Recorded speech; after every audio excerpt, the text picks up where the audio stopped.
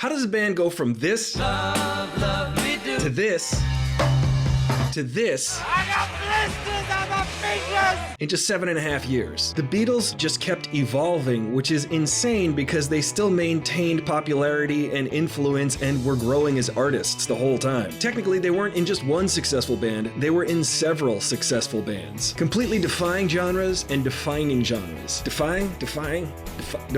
Delicately.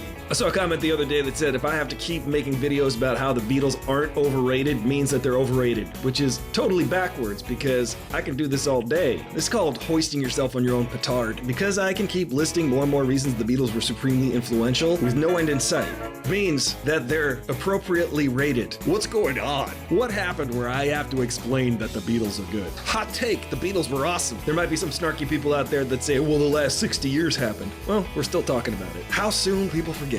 Remember, they even had a significant impact on the civil rights movement. In the early to mid-60s, at the height of their popularity, they refused to play in segregated venues in the United States. So those venues were forced to integrate their audiences by the Beatles. Because they said, hey, you know what?